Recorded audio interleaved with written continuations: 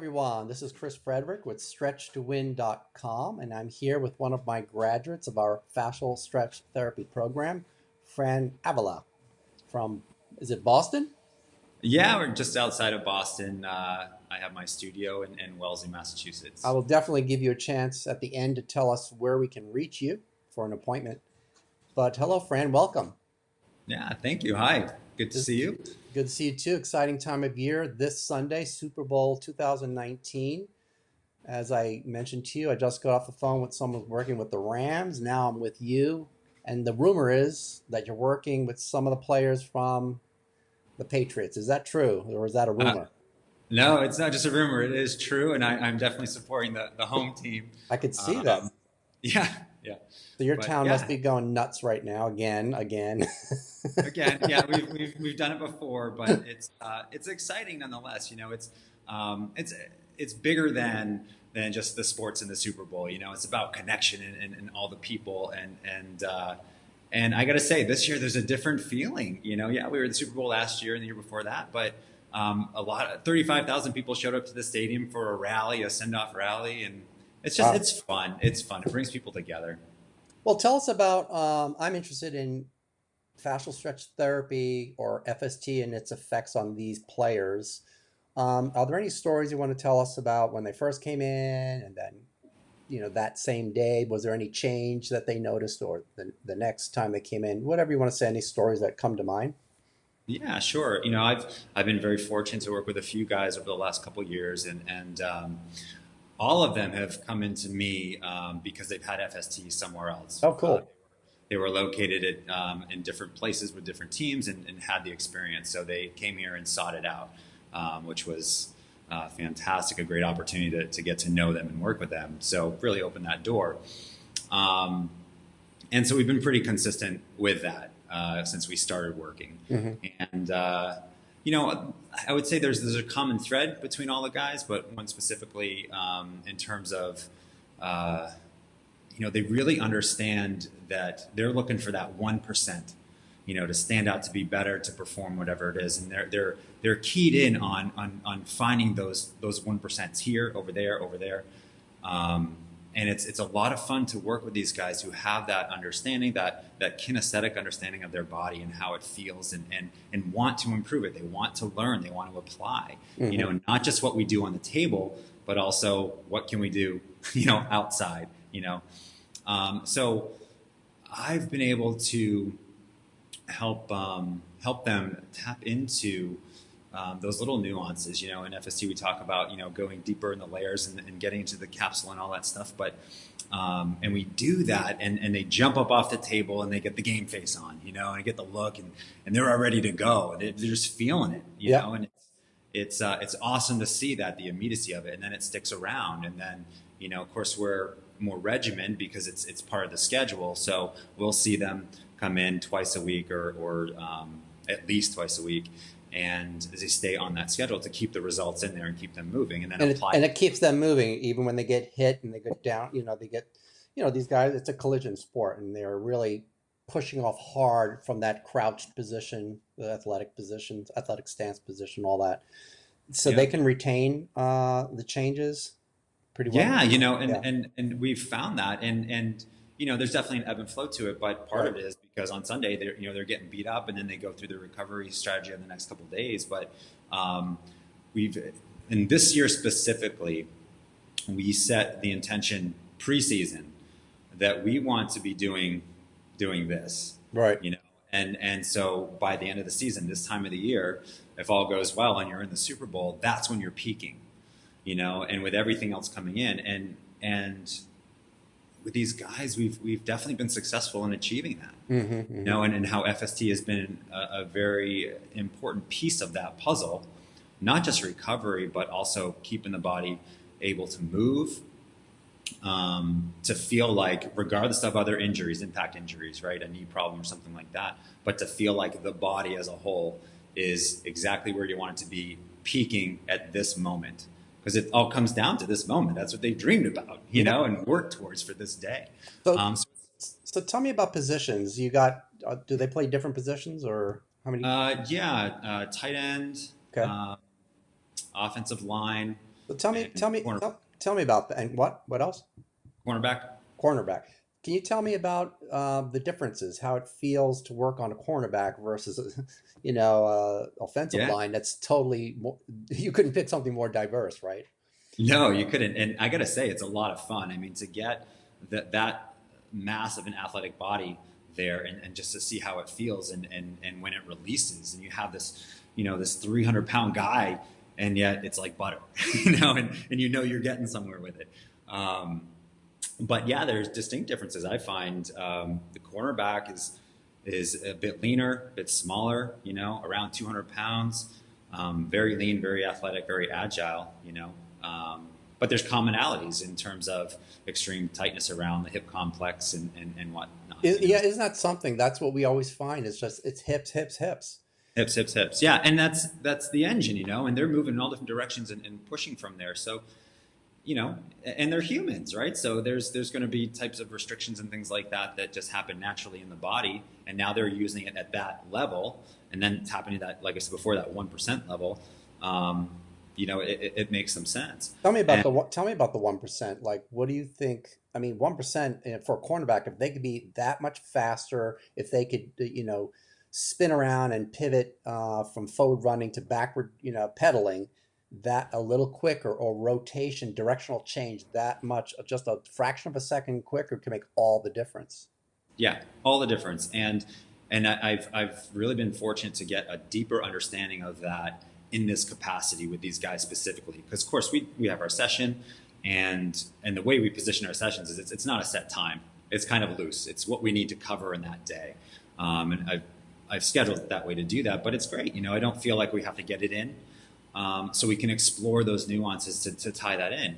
And of course, the test off the table is get into the start position or pivot turn quickly. How does that feel?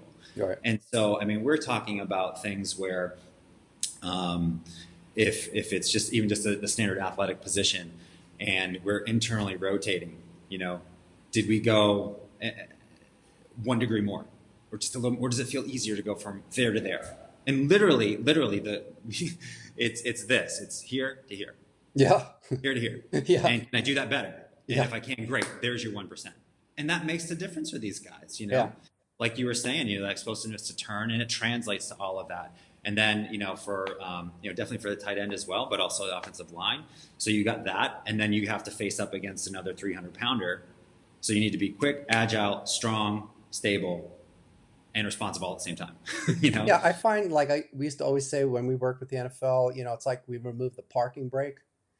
We know you can muscle through it, but now you don't have to muscle through a movement. You're efficient at the movement. And that Yeah. removal of the resistance, whatever you want to call that, I don't even like to call that tightness. It's not all just about tightness. It has to do with the nervous system. And it may not Yep. even be about a fascial tightness. It may be releasing something they're holding through the nervous system. Now they have the confidence back, and now they can actually flow with the motion. And Yeah. that's the 1% right there. And it's also a feeling of I'm free. My body moves freer. It's not being held back by something, which they can't always put a word on it. They'll call it tightness. And Right. sometimes you test them, it's like you're not tight. On the table, when you're gonna upright on your feet and try to do something, now you feel something holding you back. What is that? It's not always Yeah. tightness. It could be the Yeah. nervous system. And FST is neuromyofascial. It addresses the neurological system and the myofascial system, Yeah. as you know. 100%. I couldn't agree more. Um, and you see these guys, big, strong, and their skill has got them to that level. And it's so easy to muscle through it, and push through whatever it is, whatever the block, whatever the resistance, it's kind of the nature of the sport. Um, but to help somebody like that find a sense or a place of ease to then produce their movement, now they can tap into strength they didn't even know they had because they're not fighting their body at the same time. Right, right. And so with that, and you know, and with the nervous system piece, but also the how that ties into the mindset and the perspective and all that. So it has also opened us up with the opportunity to, we come in for the stretch and it's good. And honestly, I don't even like to say it's stretch. It's so much more than just stretching, right? Yeah, yeah. Um, but we do that, and then we talk about it. We assess what's going on. We do a little bit more if we have to, and then we get into understanding the connection of how we're thinking and our thought process into how that translates into what I feel or don't feel, or how I can move or how I can't move. Hmm. And I think, honestly, one of the guys I have a deeper relationship with, so we go further into that. But I think that that's really the piece that helps it really stick. Mm. Why we're getting those results to stick around. It's not just, oh, I'm loosened up and then I'm back to where I was last Right. week. Because we're starting to understand that deeper connection. Because some of those blocks you said, it's not necessarily tightness, it's something else. And what is that something else? So what is it that you have identified that can help make it stick? Because a lot of people talk about you stretch someone, some people, athletes will say, well, I used to stretch, but when I stretch, it just gets tight again, that kind of thing. Yeah. So Yeah. what is that little, what's that thing element that you think has to do with Well, making it stick? I think that it can be different for Yeah, all people, right? right. So this one guy specifically, I started working with him last year, and he came to me, referred from another guy, and his number one concern, of course, wanted to be where he used to be, just felt off, but he felt disconnected. He felt like there was a disconnect between what he was thinking and what he wanted his body to do, a disconnect from the upper body to the lower body, Wow. and there's just complete disconnection. And that translated into his perspective in the locker room, how he approached preparing for games and practices, how he related to other guys, and then also how he performed. So we started that journey last year, and he improved. And then as we got deeper into it, we had I think, taking the pressure off from not being in season, and to really dig deeper into that and start to physically feel a connection. And he would always report, yeah, like I can feel my feet. They want to move where I want them to go, and understanding that. But Wow. what we're really doing on top of the physicality of the FST components in terms of the stretch aspect, but we would spend a lot of time mindset, talking it Mindset. out, bringing awareness, thinking, really talking about exactly what we're doing, what we're feeling, and why. And then that would always turn into some sort of a conversation about his perspective on how he saw, what his role was or what wasn't being asked of him, and how he was maybe, I don't know, not so happy about that, right? Felt like they weren't tapping into his potential. Right, right, right. And just seeing that there and saying, hey, you know what? Maybe somewhere in there is the real block to this, right? Oh, You're wow. resisting what they're asking you to do. Yeah. And we started going to that, and then all of a sudden we started releasing in ways that both of us would kind of have this reaction. Well, yeah, you're getting into That translated body, performance. mind, spirit. 100%, Chris, 100%. And I think that's why before I was like, FST is so much more than just stretch, because it's It an is. avenue to get in there in a safe environment that's comfortable, right? I'm not going to therapy Right. in terms of, mental health therapy, nothing wrong with it, but there's a safety to that, a way to relax. If I'm going in for a stretch and, oh, now I'm open to this. And I Yeah. think I've experienced that personally. I've experienced it with other clients, definitely with these guys, because these are the guys, they're hyper focused on their attention. Yeah. So that process with this guy has been incredible. And so taking that to this year, that's what has allowed us to do this and go deeper. And it's not only changed what he feels physically, his performance, which progressively every week he's feeling better and better and better. I mean, why wouldn't you want that in a season? But it's also had him embrace the role that's being asked of him. Yeah. That isn't the statistical role, Right. right? Maybe he's not getting the ball as much as the other guy or whatever it is, but he's a leader. He's stepping up. He's an example. He's a backbone to their success. Yeah. And that's extremely powerful. And to see him embrace that and take that shift in that journey, and then also perform as well, it's incredible. I think that's what it's about, right? Awesome. Thanks so much for sharing that story. That really is an incredible story, and it's so true. FST goes way beyond stretching. And yes, you do address the proprioceptive system, which makes you feel your body more. But it sounded like you went into the mind and spirit of your client to really get a deeper connection. Oh, I can't be more proud of you as one of my students, Oh, one of my level three practitioners of fascial stretch therapy. And yeah, you took it to the level that is hard to teach. That's a part that we just hope people get, we try to do the best we can in our workshops to try to teach those elements. But I think those elements need to almost be another workshop, to go to get deeper into those aspects of the mind and spirit. And then you're talking about true healing of the person. And now they're going to achieve goals they never thought they could achieve because they're at a roadblock. Yeah. They're at a roadblock. So I have to congratulate you, and may the best team win. But I'm just I'm really getting tingly all over just hearing that story. It's like, wow, you're making me think about so many different things that this story needs to be told to other practitioners too, to get into that potential of the session with your client. Again, Well, you're not a psychotherapist, but there's ways to get in because the person is now in a trusting position. You've opened up their fascial system, but it's neuromyofascial. It's not just connective tissue. You're opening kind of up their spirit. They're open to suggestion. That's what they're open. When you open up the body and release so-called restrictions, it's not just a physical restriction. It's a mental restriction. It's I, an emotional restriction. It could even be a spiritual restriction. yeah, 100%, Chris. And And, you and I did think that, that.